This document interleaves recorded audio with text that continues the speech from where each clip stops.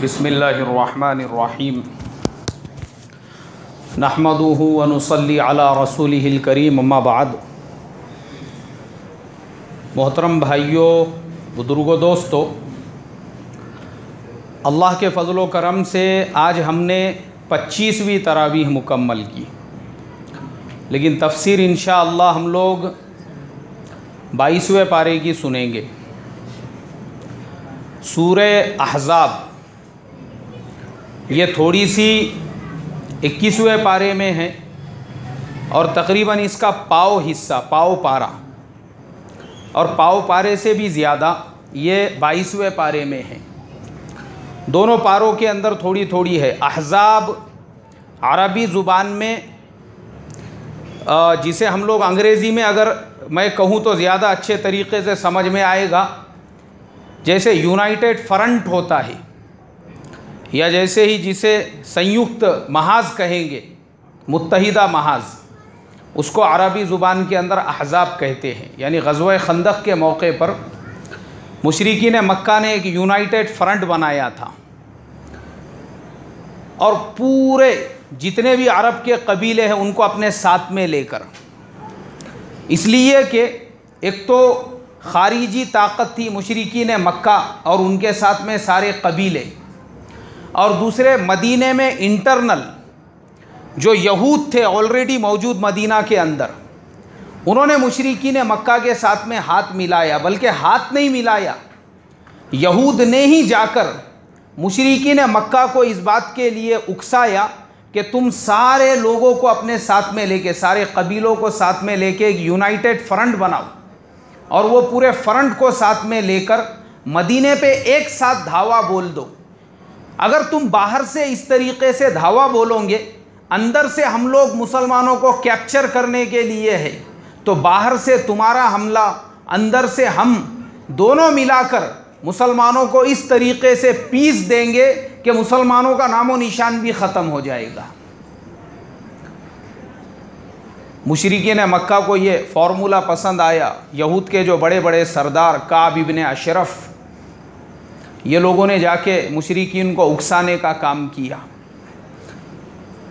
अब मुशरिकीन मक्का अबू सुफियान की सरबराही में उन्होंने अतराफ़ के सारे कबीलों को साथ में लेकर, यहूद इधर से ऑलरेडी थे, मदीने के ऊपर हमले का प्रोग्राम बनाया। एक दो आदमी नहीं, उलमा ने लिखा है तकरीबन 30,000 का लश्कर, और एक रिवायत के मुताबिक 18,000 का लश्कर तैयार हुआ मदीने के ऊपर हमला करने के लिए। मुसलमान कितने थे? मुट्ठी भर मुसलमान। अब मुझे आप बताओ, 30,000 हो या 18,000 हो, मुसलमान उनका मुकाबला कर सकते थे? नहीं कर सकते थे। अल्लाह के नबी सल्लल्लाहु अलैहि वसल्लम ने मशवरा लिया सहाबा इकराम से, क्या करना चाहिए।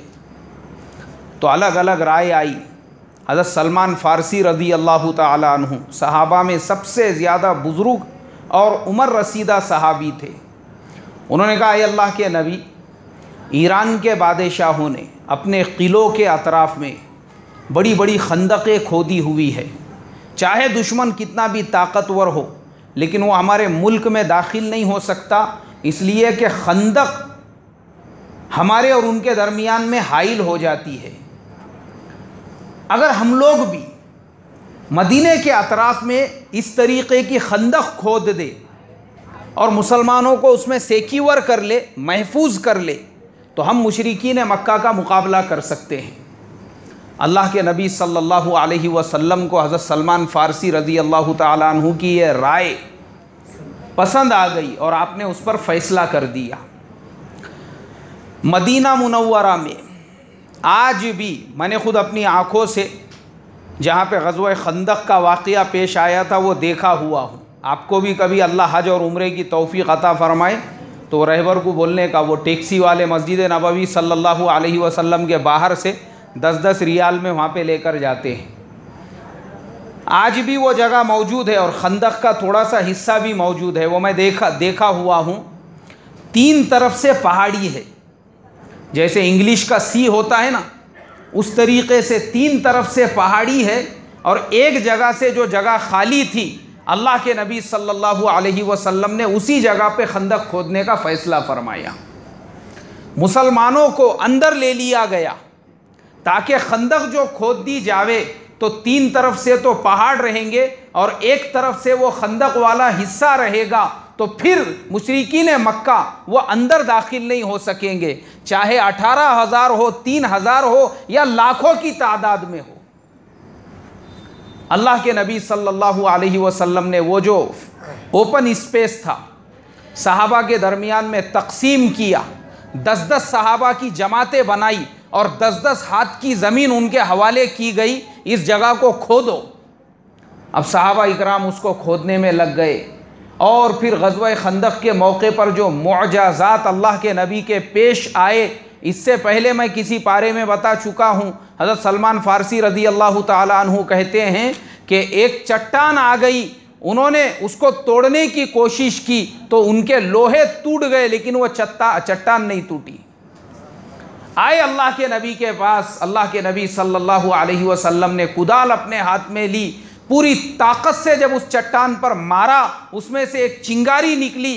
आपने कहा अल्लाहु अकबर। दूसरी मर्तबा मारा, आपने कहा अल्लाहु अकबर। तीसरी मर्तबा आपने कहा, फिर चिंगारी निकली, आपने कहा अल्लाहु अकबर। हज़रत सलमान फरमाते हैं वो जो चिंगारी उसमें से निकली, उसने हमारे अतराफ के पूरे एरिया को, पूरे इलाके को ऐसे रोशन कर दिया जैसे सूरज की रोशनी होती है। चिंगारी मतलब ऐसी खाली चिंगारी नहीं निकली, वो जो रोशनी निकली, पूरा क्या पूरा इलाका रोशन हो गया। उसकी वजह से अल्लाह के नबी ने तीनों मर्तबा अल्लाहु अकबर कहा और तीसरी मर्तबा में वो चट्टान रेजा रेजा हो गई। सहाबा ने पूछा, अरे अल्लाह के नबी, इसमें से 3 मर्तबा जो चिंगारी निकली थी और 3 मर्तबा आपने अल्लाहु अकबर कहा था। फरमाया कि पहली मर्तबा जब मैंने मारा, उस चिंगारी की रोशनी में अल्लाह ने मुझे यमन और हबशा की कामयाबियाँ दिखा दी कि मुसलमान तुम्हारे कदमों में इन मुल्कों को डालेगा। और दूसरी मर्तबा जब मैंने मारा तो शाम और फारिस की जो कामयाबी थी, अल्लाह तबारक व तआला ने मुझे वो दिखा दी। और तीसरी मर्तबा जब मैंने मारा तो अल्लाह के नबी ने फरमाया कि मिस्र और दुनिया के बाकी दूसरे इलाकों की कामयाबियाँ अल्लाह ने मुझे उसके अंदर दिखा दी। यहूदी मंज़र देख रहे थे, उन्होंने कहा अगर हज़रत मोहम्मद सल्लल्लाहु अलैहि वसल्लम अल्लाह के सच्चे नबी है तो अल्लाह मुसलमानों को इन तमाम मुल्कों का बादशाह ज़रूर बनाएगा, और अगर ये झूठे हैं तो फिर हमको इनकी बात पे हंसी आ रही है कि हज़ारों का लश्कर सर के ऊपर मुसल्लत है और यहाँ पे वो बड़े बड़े ख्वाब देख रहे हैं। अल्लाह सीरिया का मुल्क शाम का बादशाह मुसलमान को बनाएगा और यमन का बादशाह मुसलमान को बनाएगा और हबशा का बादशाह और फारिस का बादशाह और मिस्र का बादशाह। हमको तो हैरत हो रही है, लेकिन मेरे मोहतरम बुजुर्गों, अल्लाह के नबी सल्लल्लाहु अलैहि वसल्लम के ज़िंदगी में ही यमन और हबशा का मालिक अल्लाह ने मुसलमान को बना दिया था। और आपकी वफ़ात के बाद हज़रत उमर फ़ारूक रज़ी अल्लाह ताला अन्हु के दौरे खिलाफत में मिस्र भी, शाम भी और फारिस, वो ज़माने की सुपर पावर ताकत ईरान, अल्लाह ने मुसलमानों के ज़ेर तसल्लुत दे दिया। ये अल्लाह के नबी सल्लल्लाहु अलैहि वसल्लम का मुअज्ज़ज़ा। फिर दूसरा मुअज्ज़ज़ा, सहाबा आए अल्लाह के नबी के पास, कहा आए अल्लाह के नबी, हमारे पेट पे पत्थर बांधा हुआ है। अल्लाह के नबी ने अपना कुर्ता उठाकर दिखाए तो आपके पेट पे 2 पत्थर बांधे हुए थे। पत्थर क्यों बांधते थे? अपने पेट पे सपोर्ट के वास्ते। भूख की शिद्दत की वजह से खड़े नहीं रहा जाता था, तो उस वजह से पत्थर बांधते थे, तो पेट में सपोर्ट हो जाता था, जिसकी वजह से कम खड़े रहा जा सकता था।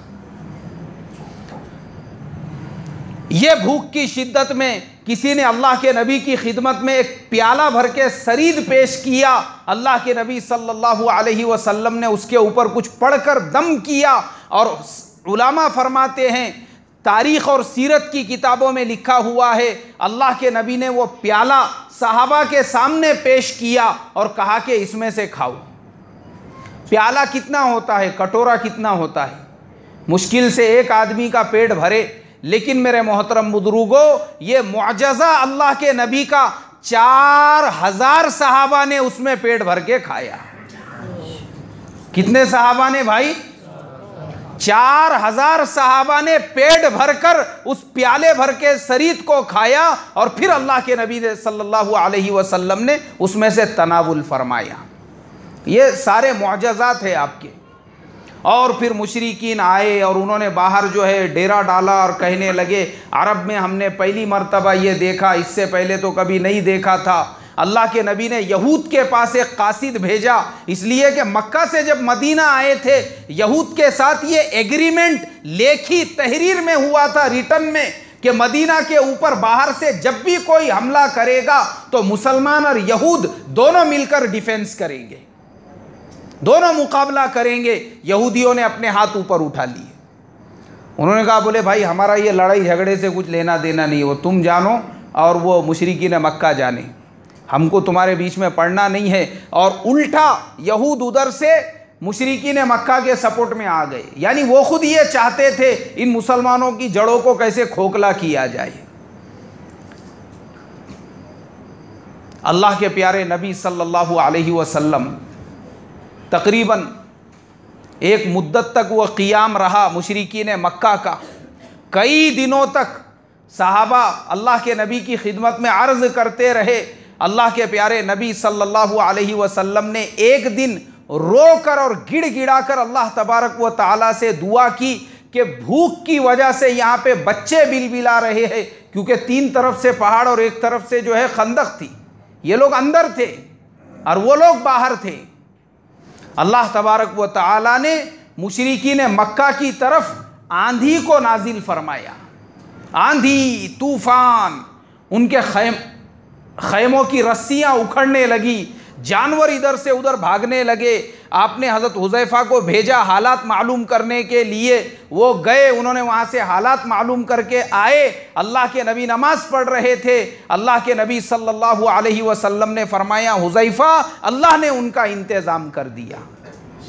और दिन जब निकला तो सहाबा ने अपनी आंखों से देखा वो 30,000 का लश्कर वो तितर बितर हो चुका था, एक आदमी भी बाकी नहीं रहा।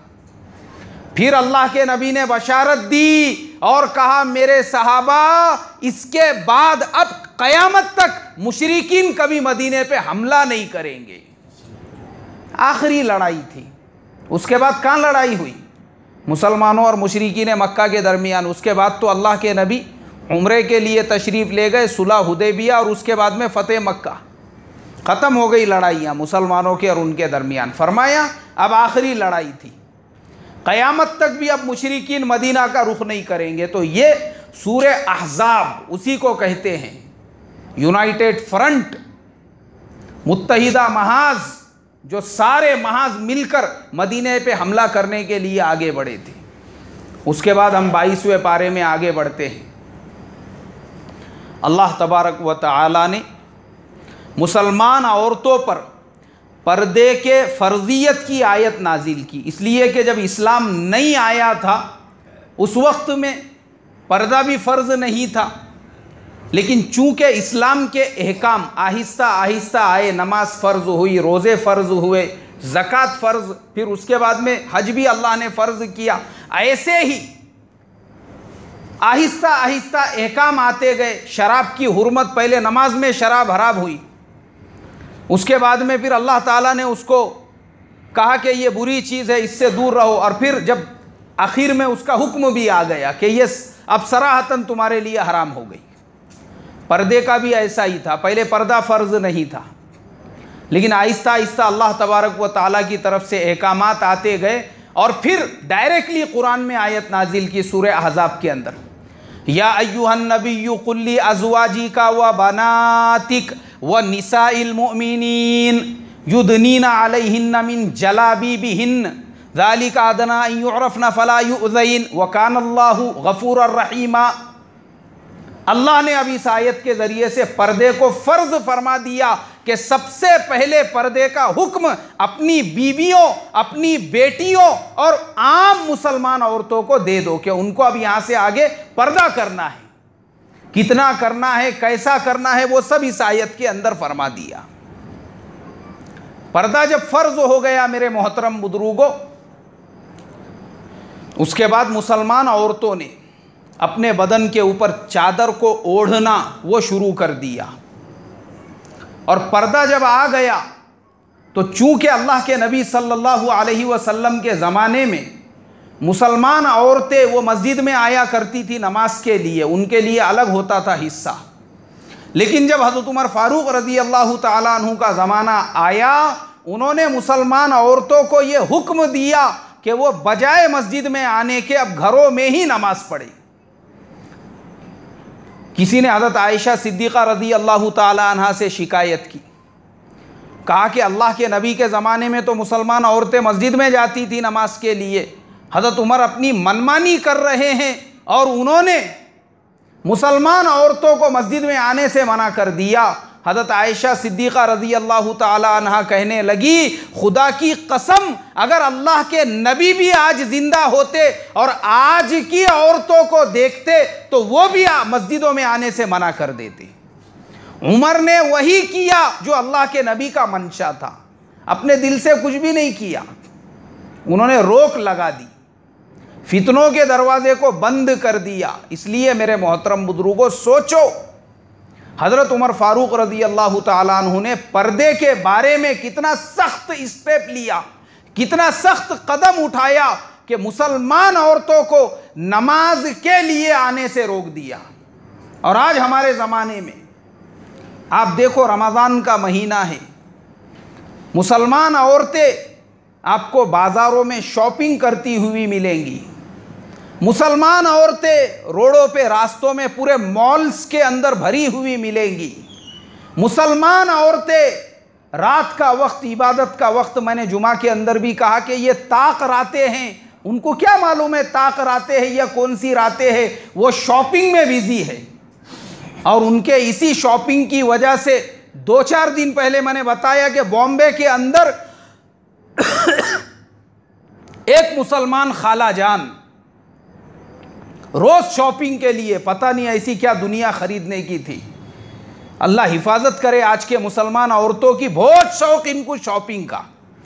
जोहर पढ़ के निकल गए शॉपिंग के लिए, किसी ने घर फोड़ दिया और 45 लाख रुपये और बेटियों की शादियों के लिए जो जेवरात रखे हुए थे वो लेके रवाना हो गया। शॉपिंग करके जब वापस घर में आए, देखे तो ना 45 लाख रुपये है और ना ही वो बच्चों के जो जेवरात रखे, कुछ नहीं, पूरा घर साफ करके लेके चले गया। तो ये आज का हमारा ज़माना है। और अल्लाह ने औरतों को बाज़ारों में निकलने से, अल्लाह हिफाजत फरमाए, हमारे ज़माने में तो मुसलमानों का ये भी मामूल है कि बहुत सारे मुसलमान, उनको शर्म महसूस होती है बाज़ारों में तरकारी ख़रीदने के लिए जाने की, सब्ज़ी लाने के लिए, गोश्त लाने के लिए, वो काम भी आजकल की औरतें करती हैं। ये गलत बात है। ये इस्लाम में जो काम मर्द के करने के है वो मर्द ने ही करना चाहिए, ये मर्दों का काम है। एक साहब से मैंने कहा आपने क्या ईद के कपड़े ले लिए होंगे? नहीं, मैं नहीं लेता। बोले वो घर वाले जाके लेके आ जाते।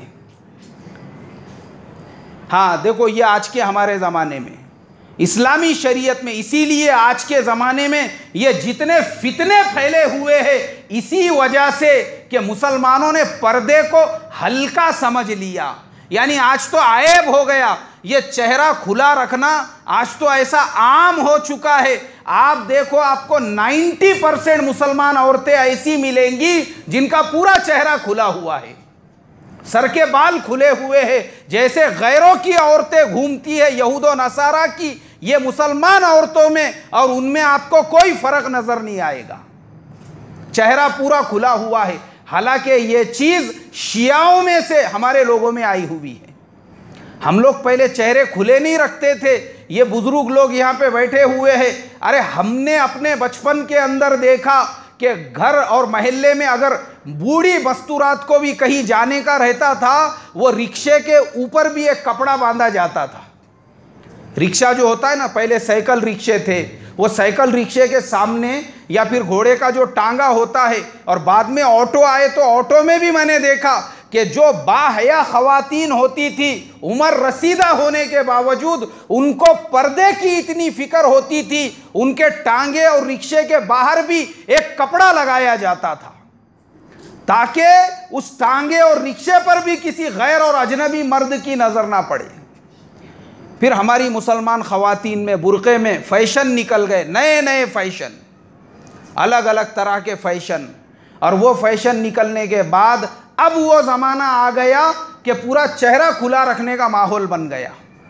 हालांकि मेरे मोहतरम बुजुर्गों, औरत का अगर एक बाल भी नज़र आ रहा है सर का, उसके लिए फरिश्तों ने उस पर लानत भेजी है।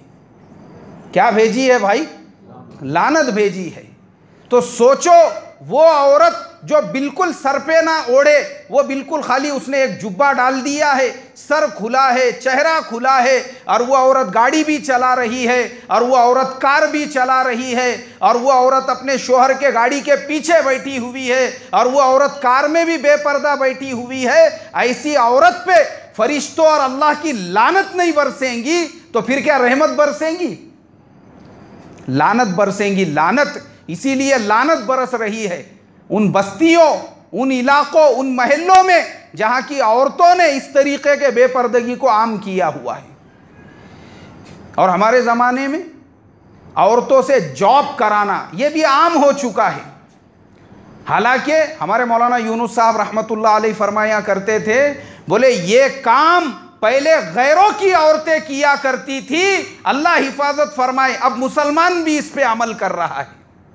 मुसलमान के घर की मस्तूरात भी कई कॉल सेंटर में जॉब कर रही है, तो कई किसी कंपनी में जॉब कर रही है, 10 से 12 घंटों तक अजनबी और गैर मर्दों के साथ में है। घर वालों को कुछ पता नहीं है बाहर क्या हो रहा है।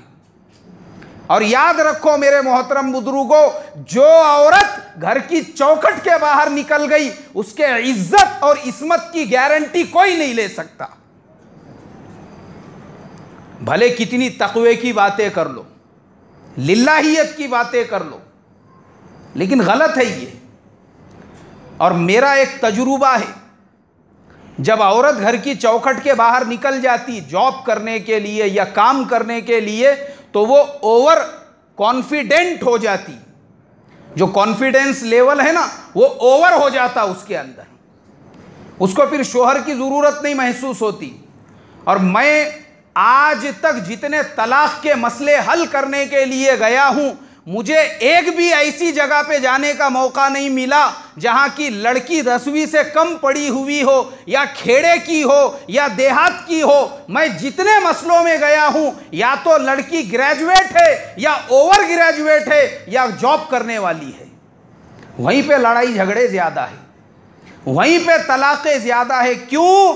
इसलिए कि वो औरत, उसके अंदर ओवर कॉन्फिडेंस है। अरे जब मैं खुद कमाने वाली हूं तो मैं इसकी गुलाम बन के क्यों रहूंगी? ज़रूरत ही नहीं है बोले मुझे रहने की। इसके लिए लड़ाई, इसके लिए झगड़े, इसके लिए तेरी मेरी, इसके लिए आपको ऐसे ही रिश्ते ज़्यादा टूटे हुए मिलेंगे जहां पे ओवर एजुकेशन और बाहर घर के निकल के जो लोग जॉब करने वाले हैं। और मिसाल दे के बताता मैं आपको, एक मेरे दोस्त है, वो एडमिनिस्ट्रेटर है एक इंटरनेशनल फाउंडेशन के अंदर, बड़ी पोस्ट के ऊपर है। उन्होंने मुझे एक दिन फ़ोन किए, कहा बोले देखो मेरा एक दोस्त है, दोनों मियाँ बीवी में रोज़ाना लड़ाई झगड़े चल रहे हैं, और वो बीवी सिर्फ ये कहती है कि भाई मुझे तलाक चाहिए, उसके अलावा कुछ भी नहीं चाहिए। और मैंने दोस्त से पूछा तो वो ये कहता है कि तलाक का कोई रीज़न ही नहीं है, ना मैंने उसको कभी मारा, ना कभी डांटा, ना कभी डपटा, ना कभी मैंने उसको झिड़की दी, ना कभी मैंने जुल्म किया, लेकिन उसके बावजूद वो औरत कहती है कि मुझे क्या चाहिए? तलाक चाहिए। बोले आप ज़रा उनको समझाइए। मैंने कहा कि ठीक है, कोई मसला नहीं है, मैं समझाता हूँ। अब मेरे मोहतरम बुजुर्गों, हमारा वो जो दोस्त था, उन्होंने अपने घर पे उन दोनों को बुलाई। मैं भी गया समझाने के वास्ते में। और जब मैं वहाँ पर गया तो मैंने उनसे पूछा, भाई क्या मसला है, क्यों लड़ाई झगड़े चल रहे हैं? तो वो नौजवान कहने लगा, जब मेरा निकाह हुआ था तो ये लड़की सिर्फ 10वीं पढ़ी हुई थी। निकाह के बाद इसने कहा कि तुम अकेले जॉब करते हो, अकेले नौकरी करते हो, अकेले मेहनत करते हो, ऐसा करो कि मैं भी 12वीं का इम्तिहान देती हूँ, मैं भी थोड़ी सी तालीम हासिल करती हूँ। मैंने उसको 12वीं पढ़ा दिया। उसने कहा कि फिर मैं डीएड कर लेती हूँ, कहीं पे मुझे टीचर की नौकरी मिल जाएंगी, दोनों साथ में काम करेंगे तो घर के खर्चे भी थोड़े से एडजस्ट हो जाएंगे। बोले मैंने उसको डीएड भी करा दिया। अब उसके बाद उसको कॉरपोरेशन के अंदर परमानेंट टीचर की नौकरी लग गई, परमानेंट टीचर, गवर्नमेंट एम्प्लॉय। और मैं तो प्राइवेट कंपनी में जॉब करता था। अब वो परमानेंट एम्प्लॉय बन के उसको कम से कम 1 साल हो गया, और मेरी कंपनी ने पिछले 2 महीने पहले मुझे रवानगी के आदाब दे दिए।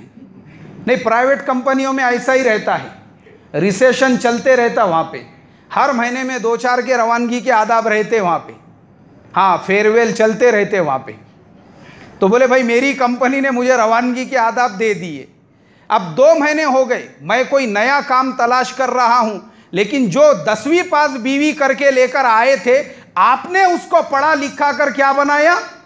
टीचर बनाए। वो तो परमानेंट एम्प्लॉय, वो भी महाराष्ट्र गवर्नमेंट की, और ये हजरत जो प्राइवेट लिमिटेड में थे, इनकी रवानगी हो गई। वो औरत कहने लगी, मैं कमाती हूं और तू क्या करता है? बैठ के खाता है, ये जमने वाला नहीं है। 2 महीने हो गए, ये ऐसी प्राइवेट जॉब का कुछ खरा है नहीं, इसलिए मुझे क्या चाहिए? तलाक चाहिए। तलाक के अलावा कोई सॉल्यूशन नहीं। यहां तक कि आपस में दोनों में यहां तक मुआमला पहुंचा, उस औरत ने कहा अगर तू मुझे तलाक नहीं देगा तो मैं कोर्ट में जाके तलाक हासिल करूंगी। मैं बैठे हुआ हूं वहां पे पर्दे में, मेरे सामने बात हो रही है। तो मैंने उनको समझाया, मैंने कहा आपा जान देखो ऐसा नहीं रहता। शादी होके कितने साल हो रहे? बोले 6 साल हो रहे। बोले हमारी शादी होके।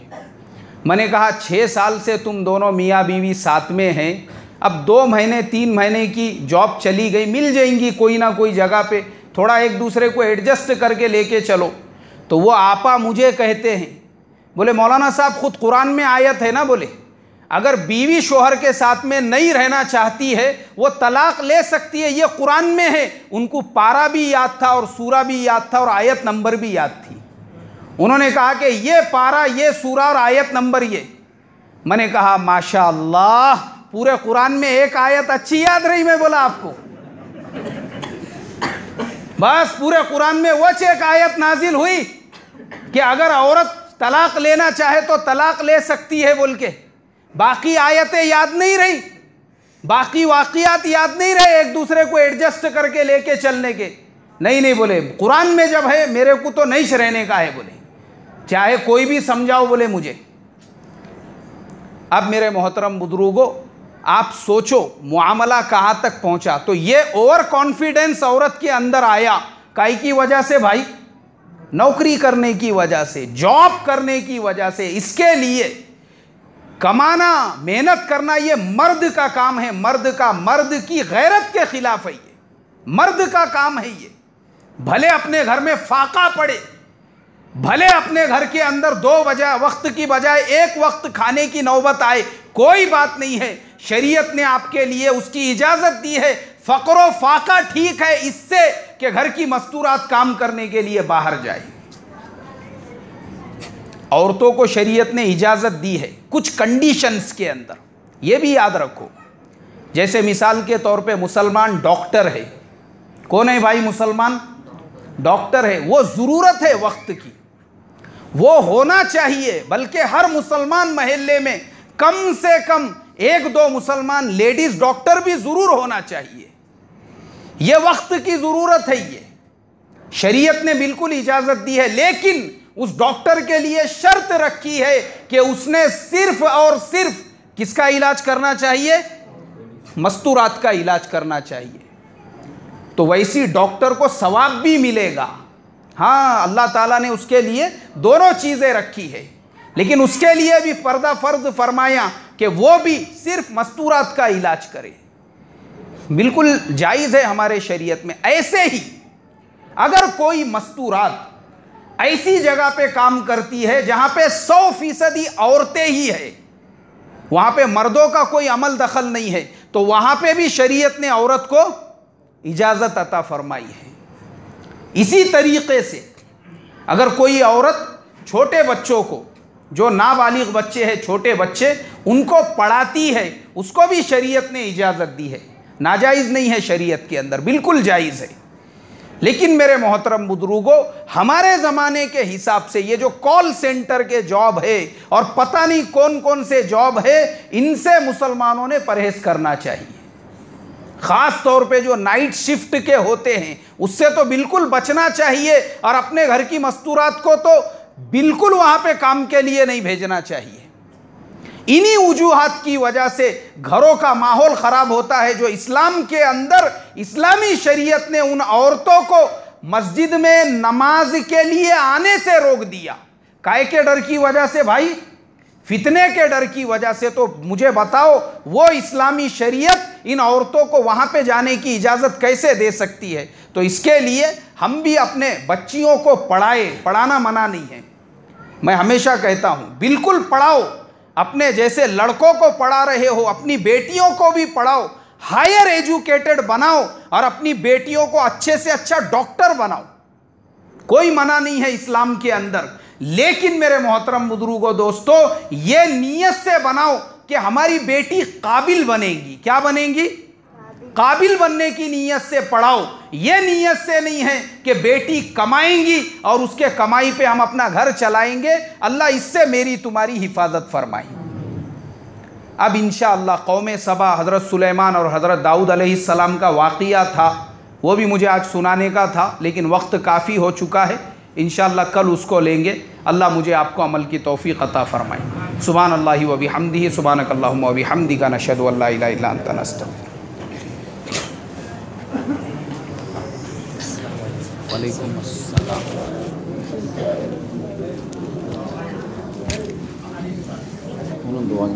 जी जी इंशाअल्लाह ज़रूर।